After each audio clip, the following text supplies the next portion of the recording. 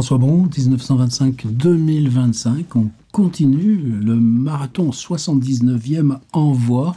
On est le 21 mars. Aujourd'hui, vous savez quoi? À New York, c'est le printemps. Bah, ça va être marqué dans le journal. Moi, je ne sais pas où ça en est le printemps. En 2025, j'ai peur qu'on soit un peu dans une autre grisaille.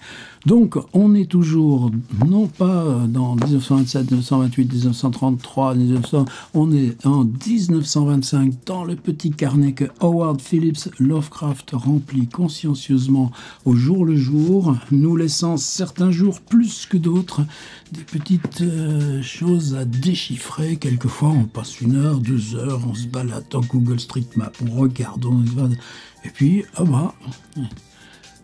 quand même, on n'y arrive pas. Alors, comme on est 110, le mieux, ce serait qu'on soit 220 ou 330. On a encore 9 mois devant nous. C'est juste un petit PDF que vous recevez chaque matin avec des petites indications, des petites coupures de journaux, des choses concernant Lovecraft, un dossier avec un index, un dictionnaire, des ressources, des textes à lire, des traductions inédites, et tout ça pour 20 balles. Ah ouais, mais figurez-vous que ici ça aide, cette affaire-là. Ne serait-ce que quasiment c'est un boulot à mi-temps. Et puis si tu prends que l'autre mi-temps, c'est Balzac qui prend, bon, mais on tient. On tient pourquoi? Parce que du même coup qu'on a l'énigme, on a à chaque fois un petit brin de découverte, un petit peu de récompense, même si les récompenses, quelquefois, c'est des histoires. Voilà, ça sera le cas aujourd'hui. Une histoire qui fera sourire, et ça tombe bien, il n'y a pas de victime. Une histoire encore plus courte, mais qui laisse des harmoniques un peu profondes. Alors si vous voulez, tout de suite, on va y voir. Ordi, et donc on est toujours dans maintenant la transcription, le scan, mais une vraie numérisation de qualité faite par la John Hay Library, où sont déposés par l'université Brown de Providence les manuscrits de Howard Phillips Lovecraft. C'est une numérisation assez récente. Ça n'empêche pas que sur mon ordi, j'avais en 2015 fait plein de petites photos pour avoir là tout ce carnet, même si on dispose depuis longtemps, toujours grâce à Esti Yoshi, d'une transcription brute. On est donc toujours dans cette 3e semaine de mars qui va terminer. On est tout en bas de la colonne, le samedi, évidemment. Et vous voyez que pour la semaine prochaine, il y a d'autant plus de travail. Ouais, c'est long, c'est bourré, c'est serré. Toujours avec son petit club là de copains, tous écrivains. Et d'autant plus maintenant, on retrouve ce Lovecraft là au travail que Sonia, pour quelques semaines, son épouse, s'est éloignée. Eh bien, on reprend. Up noon, up noon, up noon. Il est midi, on y va. Et moi, je fais ce boulot-là avant midi. La vidéo, ça n'a pas d'importance. Ça, c'est les échafaudages. Les échafaudages, on les enlève. Qu'est-ce qu'on va avoir, nous? Eh bien que Belktal, énigme numéro 1. Frank Belknap téléphone. Avouez que c'était pas difficile. Oui, mais Up 82 il s'en va, il monte au 823 à 14h30. Et vous y allez parfois au 823 à 14h30, ça veut dire qu'il est monté dans la chambre de George Kirk à 2h30. Et qu'est-ce qu'ils ont fait? Ils ont fait un petit lunch, toujours on se soigne, pourquoi il faut des forces?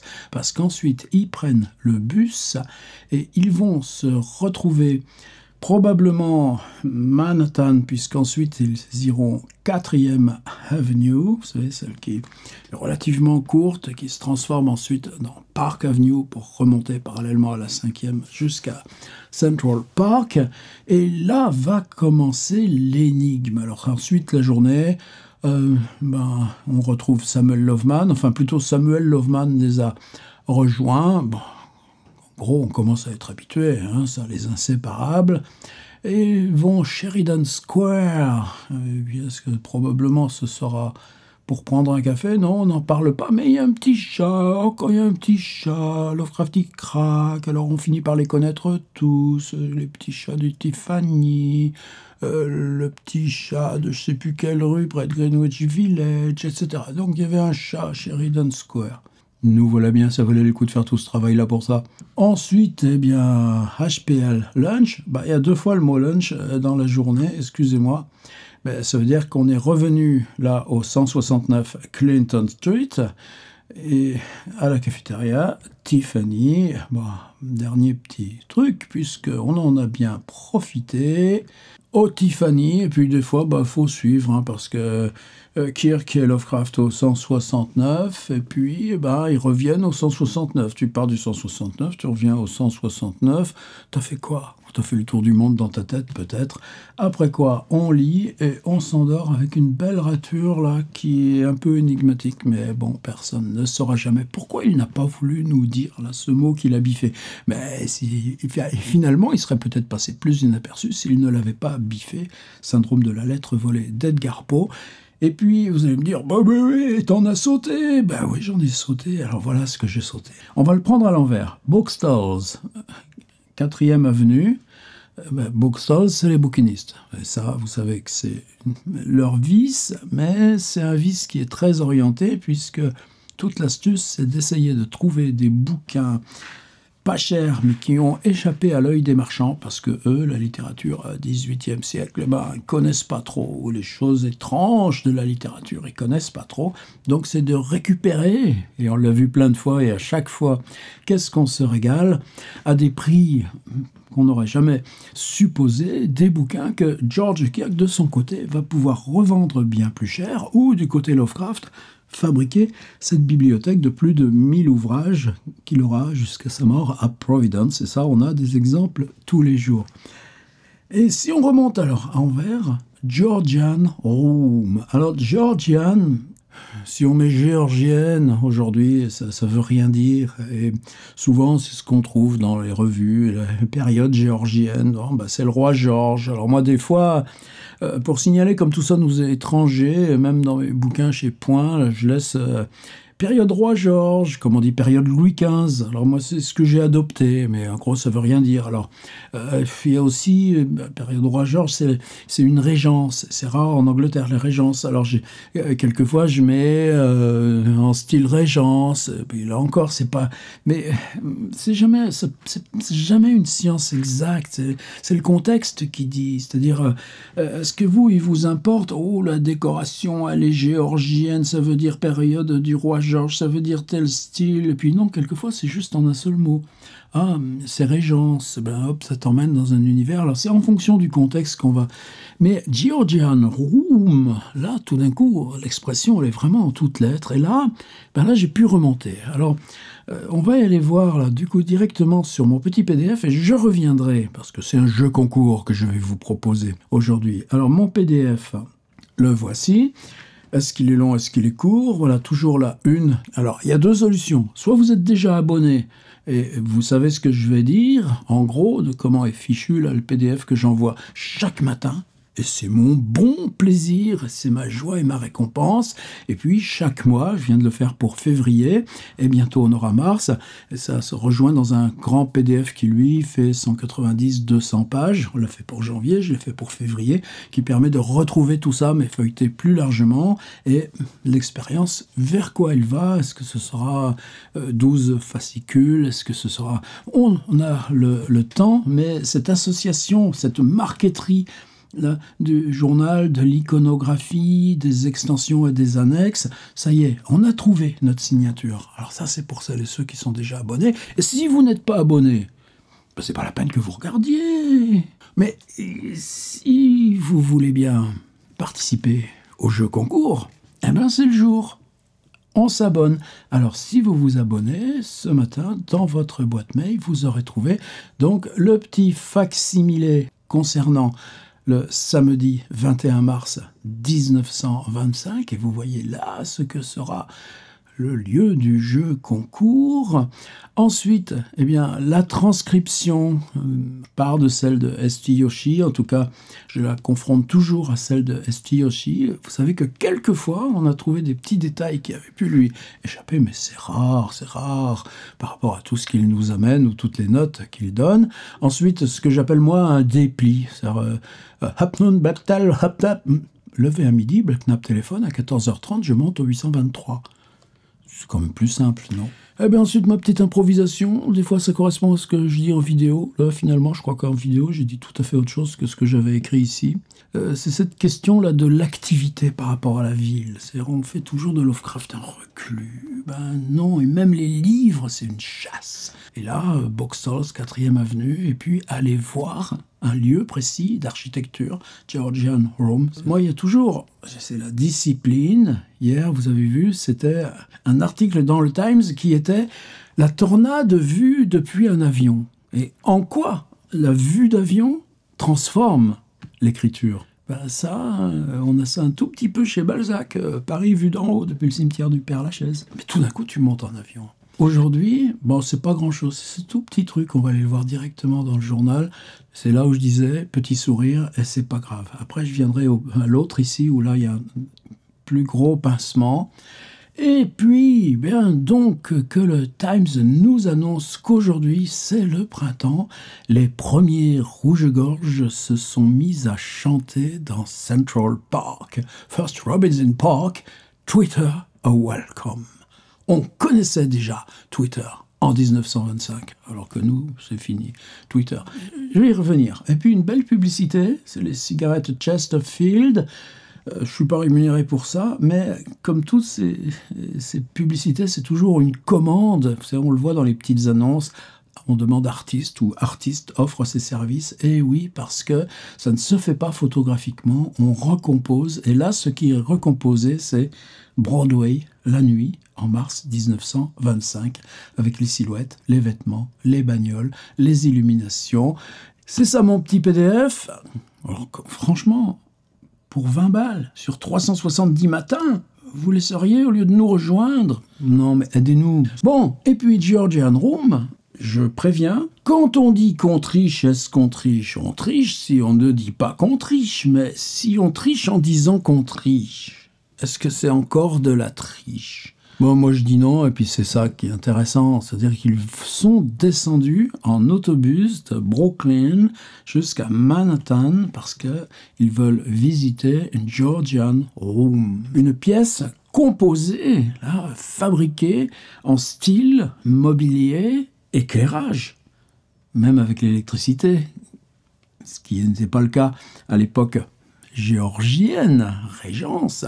On s'autorise, on a le tuyau pour entrer dans un endroit qui, normalement, ne se visite pas. Et là, où je dis que je triche, c'est qu'en 1930, la plus célèbre Georgian Room de New York, elle est précisément dans ce quartier, dans Broadway, et c'est un hôtel qui s'appelle Piccadilly. Et cet hôtel Piccadilly, il comporte 600 chambres. Et vous voyez que ça coûte 4,50 $ pour une personne, 7 $ si c'est une chambre à lit 2 places ou à 2 lits.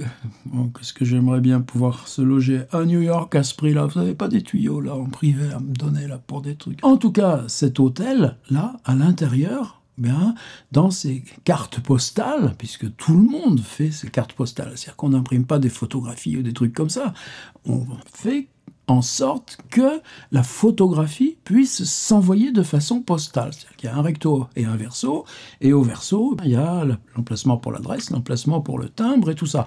Et sur eBay, par exemple, il suffit de chercher, on en trouve pour 4 $, aussi bien celle-ci que celle-ci. Alors, celle-ci, on voit l'extérieur, on est dans ce gigantisme, mais vous savez, là où on retrouve, évidemment, le Delirious New York, c'est-à-dire puisque New York se construit à poids constant, on gagne en élévation à condition de pouvoir penser là les chanfreins, les dégagements. et en allégeant évidemment les matériaux. Et là, on est dans cette période-là de juste avant l'Empire State, qui va être construit là d'ici 2 ans. La construction va commencer, je crois, en 1928. Donc Lovecraft le verra de son vivant, mais pour l'instant, l'Empire State n'existe pas. Mais je dirais c'est les immeubles les plus magnifiques. Mais ça, c'est tout subjectif. En tout cas, il y a ce côté un peu fou, là, des ornements, des élévations, et quel régal évidemment pour le piéton qui circule dans tout ça. Il y avait un projet à l'époque de relier, et on y reviendra quand on parlera de sa nouvelle Lui en juillet. Le projet, c'était de relier tous les 10e étages de New York. C'est-à-dire qu'au 10e étage, il y aurait des sortes de rues uniquement pour piétons, et on aurait pu circuler de 10e étage à 10e étage sur toute la ville. Bon, le projet n'a pas abouti, mais vous savez que les architectes, et pas seulement Rem Koolhaas qui a écrit Delirious New York, en ont évidemment tout le temps beaucoup parlé. On a donc une photographie du bar, une photographie du lobby, une photographie d'une des suites des chambres et une photographie de la Georgian Room. Et cette Georgian Room est devenue un point d'architecture célèbre et respecté de New York. Et là, on a une autre carte postale qui est justement la Georgian Room de l'hôtel Piccadilly à New York. Ça veut dire que Georgian Room, si l'hôtel Piccadilly en construit une, c'est que l'expression était déjà constituée et qu'on avait déjà des modèles.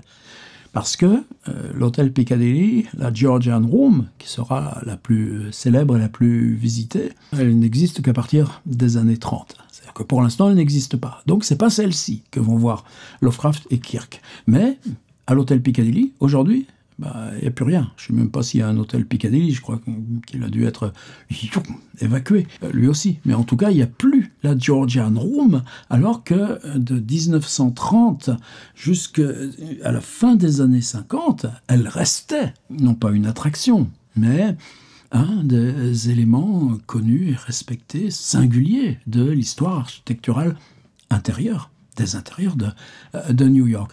Donc là, j'ai trouvé une Georgian Room. Cette Georgian Room, inaugurée en 1930, atteste que dès les années 20, on avait d'autres intérieurs d'hôtels aménagés, style Régence. Et pour Lovecraft et Kirk, qui sont si imprégnés de littérature du XVIIIe siècle, venir éprouver ça physiquement, oui, c'est important. Mais c'est pas dans celle-ci qu'ils sont venus. Alors, ce que j'ai trouvé iconographiquement, vous serez peut-être meilleur que moi, j'ai même utilisé Perplexity, et pourtant, vous savez, ces outils d'intelligence artificielle, j'ai toujours l'impression, en utilisant... je ne fais pas les recherches d'abord, c'est parce qu'on en a discuté là, parmi les 110. Je ne fais pas les recherches d'abord avec les outils là, de artificial intelligence artificielle, dit artificial intelligence, etc. IA, je suis toujours meilleur parce que quand je fais des recherches, c'est centripète. Tu passes sur un petit point, tu vois les recherches associées, tu repars sur l'autre point et finalement, tu vas finir par trouver. Et tu modifies en permanence le déclencheur sémantique de tes recherches. Et ça, c'est important. Par contre, quand vous utilisez un outil comme Perplexity, il y a d'autres outils, mais celui-ci, il est intéressant parce qu'il est un bassin de moteurs Large Language Media, un moteur de plusieurs LLM, et cet outil Perplexity est fascinant. Et donc on est toujours attention à ce que la fascination ne remplace pas finalement ce que tu en retires pour la recherche. Mais j'ai toujours l'impression que un outil comme Perplexity, même si intéressant qu'il soit, il va chercher, il brasse comme moi je brasse, mais en fabriquant sa synthèse, il la ramène à l'acceptable ou au connu. Et finalement, en gros, je le fais, mais ça ne me sert pas à grand-chose pour l'instant. En tout cas, Perplexity, je l'ai mobilisé pour essayer de trouver là, des Georgian Room, mais bon, peut-être vous serez plus chanceux que moi. Retour à mon petit fac-similé. Eh bien, c'est ça que j'ai sauté. On part de Brooklyn, on prend le bus, et au bout, donc, il y aura cette Georgian Room, et puis les bouquinistes près de la 4e avenue. Et au milieu, il y a G-A-V-D G-A-L-F-U-T-P-T G-A-V-D G-A-L-F-U-T-P-T G-A-V-D G-A-L-F-U-T-P-T-G. J'adore. Eh ben, j'ai regardé Yoshi toutes ses notes. Il semble que lui non plus. Parce qu'il aurait eu le plaisir. Tu parles que Esti Yoshi finit par se connaître. Quand tu as le plaisir de dire regardez ça, à quoi ça correspond, ce petit truc que vous n'auriez pas trouvé tout seul. Hein. Eh ben moi, il ne l'a pas trouvé, ben moi non plus. Donc là, c'est là où les lettres, je le répète tous les jours, je suis un petit peu en boucle, mais les lettres à la famille, aux tantes, il y a aussi, là en ce moment, Sonia est partie, donc qu'est-ce qu'il fait Lovecraft? Eh ben, tous les jours, il écrit à Sonia, tout en organisant sa vie d'une façon très différente de quand il est avec Sonia. Et ça, ce petit paradoxe, je pense que ça va être structurant pour ensuite leur séparation, qui ne sera jamais totale, même s'il n'y aura que 8 ans de mariage effectif. Mais là, dans les lettres, on saurait, la Georgian Room, tu sais, on allait voir celle, la Georgian Room, là, qui est à tel endroit, pas à Piccadilly, qui n'est pas construit, ben, ils ne peuvent pas le savoir. Mais on aurait eu de quoi se repérer. Tandis que là, A-V-D-G-A-L-F-U-T-P-T-G, eh ben, c'est le jeu concours d'aujourd'hui. Si vous êtes meilleur que moi, super, on aura fait avancer la science Lovecraftienne. Je reviens au New York Times. On va même s'en tenir à la une. Je suis allé jusqu'au bout, hein, parce que, regardez, si je vais à la page 30, qu'est-ce que je trouve? Eh bien, cette publicité-là des cigarettes Chesterfield qui m'a fait, moi, complètement flasher avec la Gale Tea de Broadway, le mot est ici.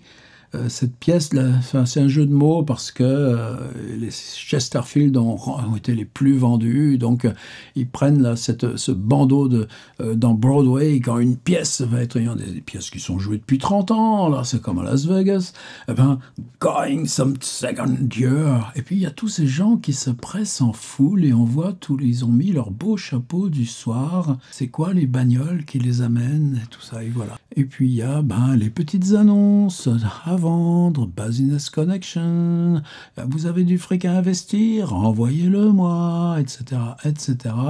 Les chambres à louer et tout ça. Et si je reviens en une, l'article sur le printemps que je vous ai montré tout à l'heure, en quoi il est extraordinaire, c'est qu'il y a le printemps.